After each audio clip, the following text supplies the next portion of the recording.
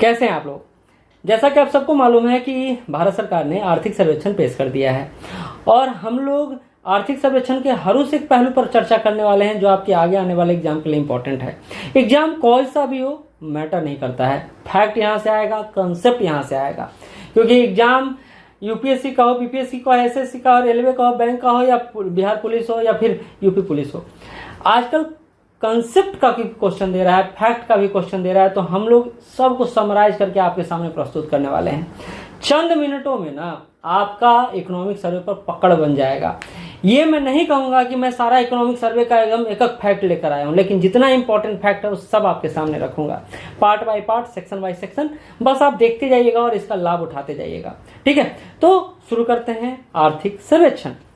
साथ ही हम लोग बता दें कि हम लोग आरआर कैंपस के बैनर तले सामूहिक रूप से एकजुट हुए हैं राहुल सर के नेतृत्व में, और हम लोग यह प्रयास कर रहे हैं कि जो रिजल्ट हमारा कंटिन्यू होते आ रहा है पिछले 16 वर्षों में, उसको लगातार जारी रखा जाए।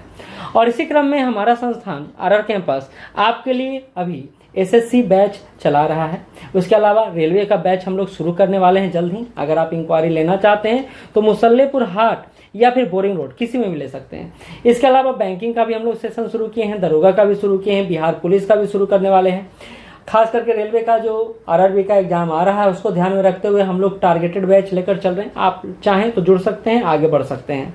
बड़ा बात है कि हम लोग एक ईमानदार प्रयास कर रहे हैं। ये प्रयास आप लोग के लिए है और राहुल सर के नेतृत्व में और राहुल सर की मेहनत आपको दिखेगा भी, क्योंकि पिछले 16 सालों में आपको अगर मार्केट में पूछेगा तो मैथ्स में इनसे बेहतर टीचर अभी तक पटना में नहीं है।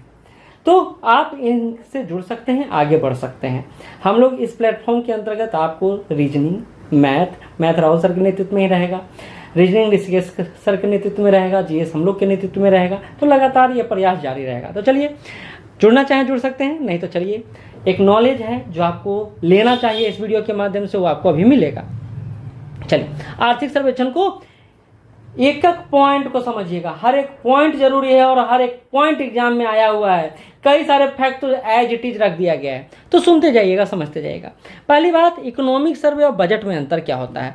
तो हमेशा याद रखिए, इकोनॉमिक सर्वे जो है अतीत का बात करता है, पास्ट का बात करता है, और बजट जो है वो हमेशा फ्यूचर का बात करता है। ये फ्यूचर का बात करता है, यानी भविष्य का बात करता है। तो हमेशा इकोनॉमिक सर्वे एक साल पीछे रहेगा, बजट एक साल आगे रहेगा। तो बजट कल हम लोग डिस्कस करेंगे, तो वो बजट क्या होगा, तो 2024-25 का। इकोनॉमिक सर्वे कब का है, 2023 और 24 का है। ऐसे भी आपको पैसा मिलता है महीना का, तो वो पिछले महीने के लिए मिलता है या अगले महीने के लिए मिलता है। तो अगले महीने के लिए मिलता है तो बजट हो गया फ्यूचर। और आप जब पापा पूछते हैं बेटा कहाँ खर्चा कैली, तो वो पूछते पिछले महीने का, तो हो गया इकोनॉमिक सर्वे, ठीक है। चलिए आगे बढ़ते हैं। यह क्या है, तो मूलतः एक वार्षिक दस्तावेज है जो एक पूरा फाइनेंशियल ईयर का आपको डेटा प्रस्तुत करता है कि सरकार ने जो पैसा दिया है कहाँ खर्च हुआ है, किस रूप में खर्च हुआ है, किस संदर्भ में खर्च हुआ है, कितना बचा है, कितना रहा है, सारी बातें। जारी कौन करता है, तो ये मुख्य आर्थिक सलाहकार द्वारा जारी किया जाता है, लेकिन अंतिम निर्णय जो है वो लिया जाता है फाइनेंस मिनिस्ट्री द्वारा।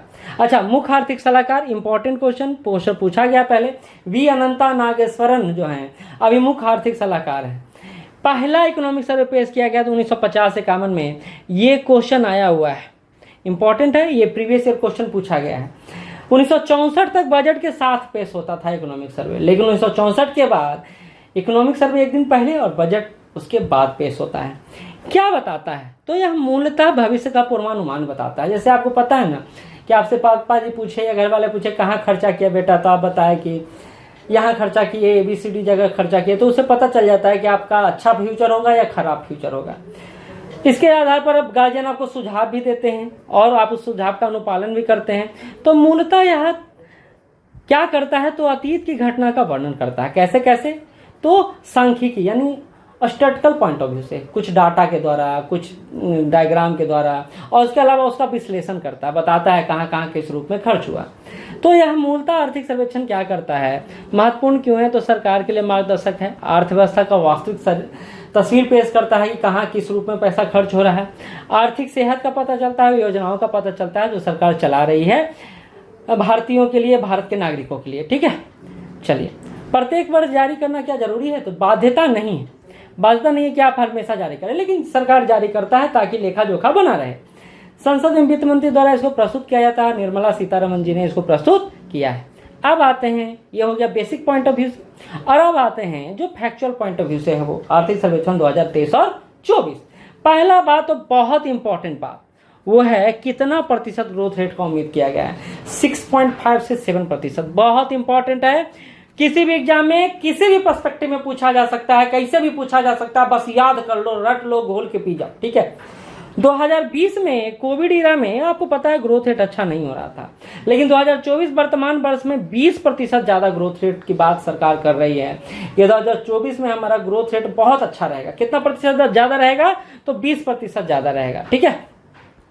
अच्छा, प्राइवेट कैपिटल मार्केट कहती है भारत सरकार कि प्राइवेट कैपिटल मार्केट जो है यानी निजी क्षेत्र जो है वो भारतीय अर्थव्यवस्था को संभाले हुए हैं, क्योंकि यही जो है 11 लाख के आसपास पूंजी जुटाया है और बाजार में निवेश किया है, जिससे बाजार अच्छा से चल रहा है।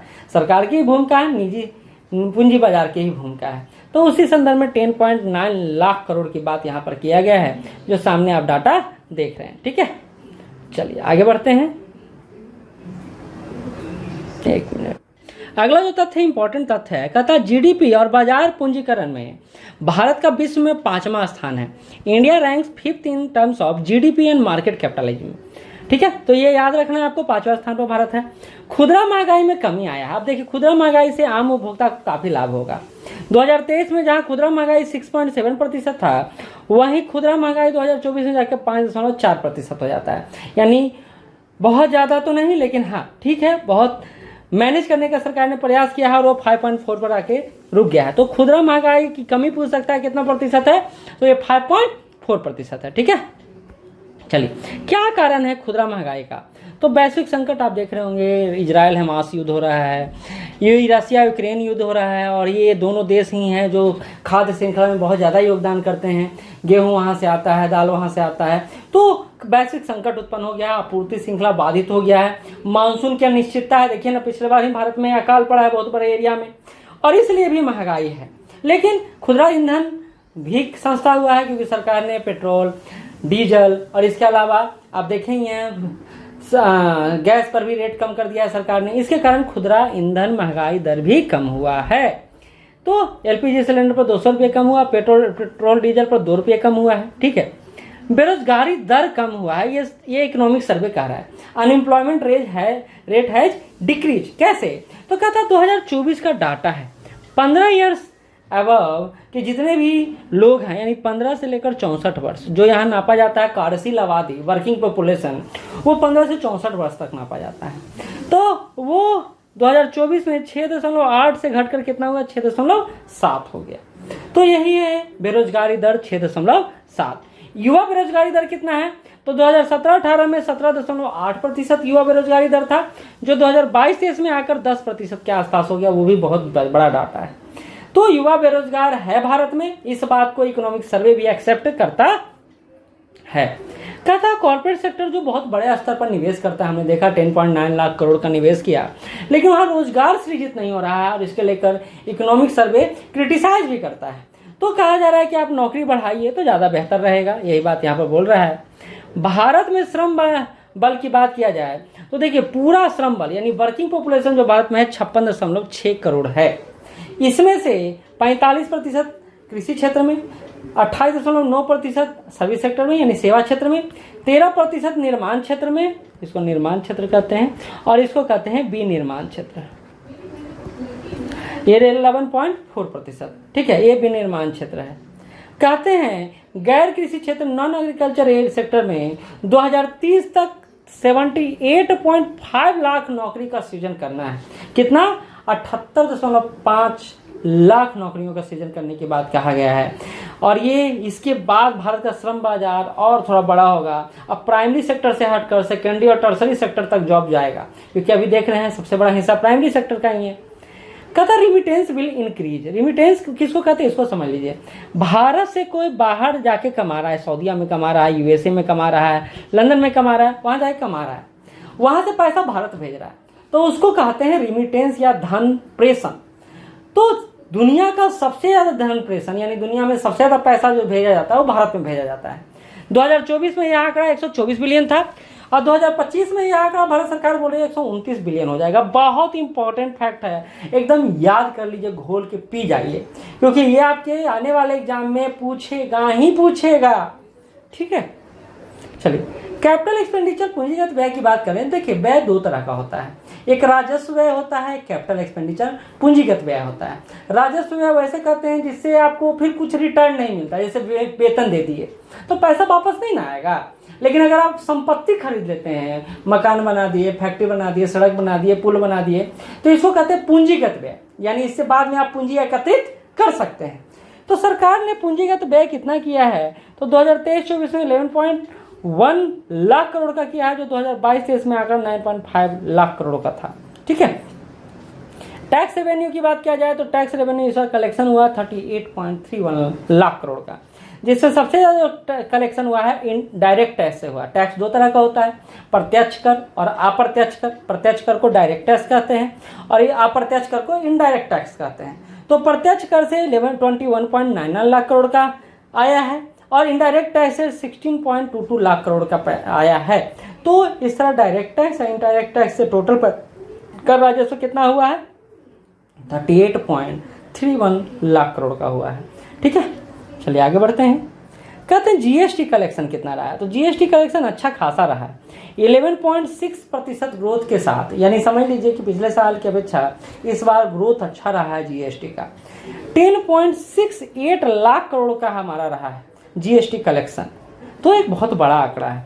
जीडीपी एट करेंट प्राइस की बात किया जाए तो जीडीपी दो तरह का होता है, नॉमिनल जीडीपी होता है और रियल जीडीपी होता है।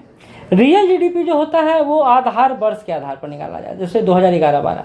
नॉमिनल जीडीपी जो होता है वो मुद्रास्फीति के साथ जोड़ जाड़ के निकाला जाता है, जो वर्तमान मूल्य पर रहता है। तो करेंट प्राइस यानी नॉमिनल जीडीपी की बात कर रहा है, 10.5% ग्रोथ के साथ 327.70 लाख करोड़ का जीडीपी करेंट प्राइसेस पे देख सकते हैं आप। ठीक है, कहता विकसित देशों का ग्रोथ रेट कितना है।